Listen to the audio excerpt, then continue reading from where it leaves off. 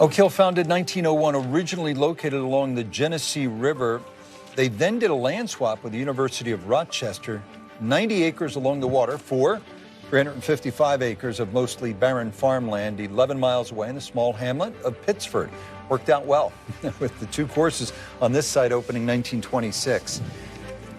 Here's how it looked in 2013 for the PGA Championship, played in August of that year. You see the density of the trees. Dr. John Williams was the arborist when they moved here in the 1920s. He planted some 30,000 trees with acorns sent to him from Kew Gardens, Mount Vernon, as far away as the Black Forest in Germany. A lot of those have come down in recent years. Like the aging Hollywood star, Oak Hill, like so many major championship venues of the last 50 years, trying to stay relevant, has undergone a number of touch-ups, tweaks, and tucks. Trent Jones, then the Fazios, then Marzolf, and most recently, Andrew Green. Project underway 4 years ago, the course reopening in 2020, bringing back the original Ross features. Inspired by the course's original sixth hole, a new par 3 fifth was created. What was the fifth, a 428-yard par 4, is now the sixth, and it is a bare 503 yards, a par 4. You may remember the par 3 15th. That front pond was removed and the hole restored to more of that postage stamp feel. Hundreds of trees removed in an effort to improve air circulation and ensure the turf was getting adequate sunlight. All the bunkers redone, tee boxes renovated, and most importantly, they brought back the original Ross greens, which had been lost over time. And with that, we welcome Andrew Green, who helmed the project. Andrew, great to see you. Thank you. Thank you so much for having me. Degrees in landscape architecture and turf management from Virginia Tech. Only places you told me you've ever worked were where? Apple orchard and golf course. That's it. Yeah, I love it. Pretty simple. Andrew, must be like a wedding day in terms of the nerves and anticipation. What are you feeling right now? Sure. There's a little bit of anxiety, right? You don't know until the players tee it up what their feedback's going to be, but so far so good. Really thrilled with the weather, first off, and then also the condition of the golf course is just supreme. Yeah. Jeff Corcoran and his staff have done just an amazing job getting the place ready. Yeah, I talked a little bit earlier about how they've been playing major championships here since about 70 years, since 1956, and it seems like over the years the course got farther and farther away from the original architect's intent. Certainly the greens did, and by all accounts you've recaptured sort of the Ross greens. What was that process like, and can you give us maybe one or two examples of a before and after green complex where you've found sort of the original architect's intent for the green complex? Sure. Yeah, great question. Yeah, all of the greens had really become rounded. You know, it's kind of a natural process that tends to happen from just years of maintenance and mowing. And as we started to look at the original Ross pencil sketches, we started to see these really interesting shapes. I mean, the shapes are incredible, right? Really unique. And so our process really was to strip off the grass off the putting surface and then go find those corners and do the grading that we needed to do to accomplish that. And so a green like number 11 probably is a good example of really attacking a back left hole location, you know, going to get that space. I think you said earlier, number 2. That is a little bit of that back left looks really cool. And then there's a green like number 8 where we actually shrunk the left-hand side to change up the dynamics of the target and then really respect that really interesting shape with kind of that huge extension off the back right. And number 3, wasn't that one sort of almost round, and now it's more amoeba-shaped? Yeah, the third hole actually, I guess, I believe is in the Robert Trent Jones renovation, they placed a bunker in the back left and got rid of the green. So we took that bunker out and went back and regained that space. And I love it because it really makes a player, especially attacking a back left hole location, think about going long right, which really wasn't in play before. Sure. I want to give credit, of course, to Andy Johnson from the Fried Egg. I watched a great interview that Andy did and his team did with you. Gained a lot of information from that. One more question. 1989, 4 players famously made a hole-in-one here in the second round on the 6th hole. Now, you could say that's spectacular, but you could also say that that was an indictment of the green complex. I understand that you've done a wonderful process, or completed a wonderful process of redoing and recapturing the inspiration of the 5th and 6th hole, but with a twist. Can you take us through the process of redesigning the 5th and 6th holes? Yeah, so the original 6th hole was eliminated before Trevino won. And the club seemed to search forever how to solve that equation.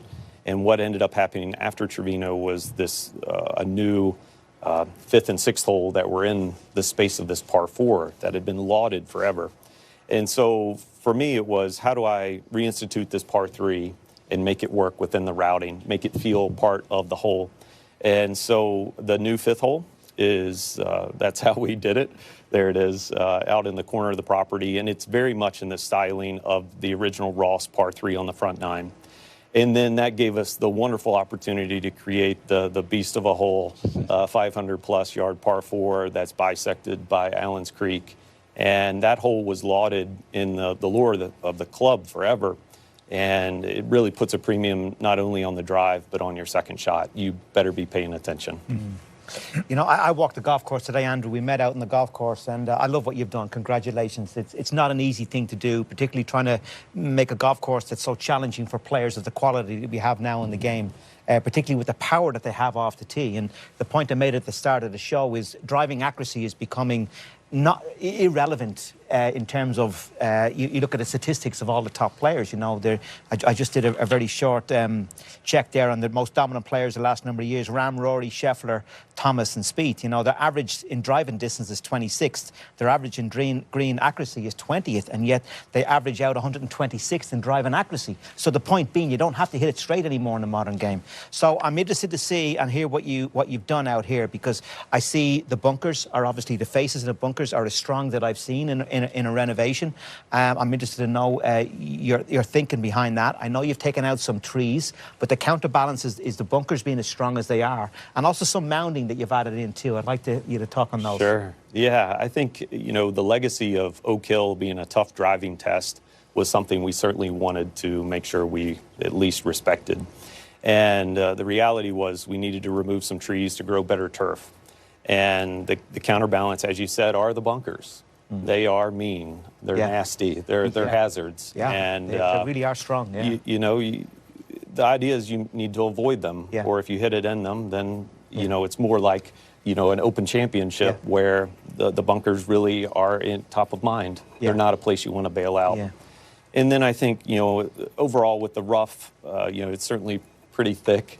What about the mounding? I'm interested in the inspiration for the mounding, because what I've seen in a lot of fairways, just off, rather than just having thick rough, you've created a lot of mounding. So if you're in the rough, not alone have you got a thick lie, but you've got an awkward stance. And I thought that was very smart and clever. Tell me where that inspiration came from. Yeah, that's really a Ross trademark. He actually had them drawn in numerous places on both courses here. And so we use them as part of our design language. And it really allows for a player to get in a position where they tend to overthink how they're standing over the shot. Where's their weight balance? How are they aligned? And for an average player, they're much easier than a bunker. Yeah. They're almost counter from, you know, a hazard standpoint. Better player tends to overthink it. A higher handicap player just tries to get their, you know, club on the ball and get it down the fairway. So there are a number of those. Number 17. Yeah. Certainly, they're pretty aggressive there on the right-hand side. And off the tee on the left-hand side, because the fairway slopes from right to left. And some of the balls are going to kick in there, and you have your awkward lie. Yeah, and they're enough, I guess they're spaced out in a manner that there's a little bit of chance. Yeah. You know, but you know you don't want to hit it there because of that chance. Yeah. If that makes sense. Andrew, a place called Oak Hill would understandably have an affinity for trees. What was the process to getting membership to understand the value in removing as many as you did, and what's your general philosophy as it relates to what is now a trend across the sport, clearing out some of the older trees? Yeah, I think interesting point. First off, Oak Hill will always have magnificent oaks. I don't think that was ever part of the journey here to become something like, you know, more like Oakmont, where they're devoid of all the trees. So there had to be a balance. We actually had a complete town hall where all we talked about were trees. How many showed up? How many people? Was it hundreds? More than 100, yeah, for sure. Were there a lot? It went on for a while. A lot of concern. I mean, people. Sure, yeah. I mean, people are passionate about their club. They love this place. They're one of the most passionate memberships I've worked with. So how'd you convince them to do what you ultimately did? I think we kind of categorized trees as far as the first level was protecting your investment. And I think every club could really learn from the idea that protecting your turf, you're playing golf on grass, so make sure that you take care of that turf first. That's number one. And then where are the strategic trees? Where are the important trees to the way a golf hole plays? Those need to be protected. And then it's a conversation about aesthetics, a conversation about tree health. There were so many places here where trees were actually growing together and they were actually harming each other in the way that they were interacting. So, it was really a thorough explanation of that. And then there was, some tough conversations. But the bottom line was we wanted to make sure they protected their investment, number one. And number two, we wanted to showcase this amazing piece of ground. It's a spectacular piece of property, and now you can see it. These major championships, they come so infrequently to these glorious golf courses. I'm wondering how difficult it is for you to come in and restore a golf course to the original intent of the architect, but at the same time, which obviously allows the membership to get around the golf course with not only great joy, but great aesthetics, but also sort of balance that with the need to try to test the best players in the world when they actually come here to play this golf course. A couple examples come to mind. The deepening of the bunkers on 1 at Augusta National down the right side. The deepening of the bunker on 5 down the left side. Now, Alister McKenzie would have been dead set against that. Wouldn't have liked it one bit. But the need to sort of challenge the best players in the world, I think, overrode the idea of keeping the hole to the intent of the architect. Do you fight those dilemmas when you're redesigning a golf course or restoring a golf course?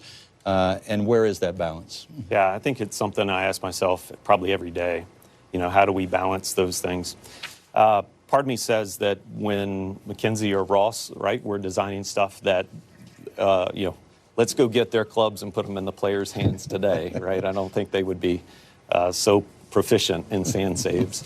So then, there's a balance of where can we take a little bit of artistic license to make that adjustment to try to make the golf hole feel relevant for today's game. And, sometimes we're right and sometimes we're wrong, but, we're trying our best to create a complete challenge, a complete, kind of experience for the player. And we want them to be well tested. And I think at Oak Hill, thankfully, the membership, they wear a badge on their shoulder that this place is tough. And they have the West course that is certainly a little more forgiving. And so there's some decisions that we could make here at Oak Hill that maybe we couldn't make at a place like Inverness. Andrew Green, you've quite a resume it's been a long time coming, but relatively short order. Congressional several years ago, Jack's boyhood course, Scioto, in Columbus, Ohio, Interlaken, where Jones won a U.S. Open in his Grand Slam year of 1930. That's on your docket later this year. They started taking sod off today. And fantastic. And East Lake in Atlanta after the Tour Championship. We wish you all the best and congratulations on the commission here and all the good work you're doing around the United States on some of these treasured golf courses.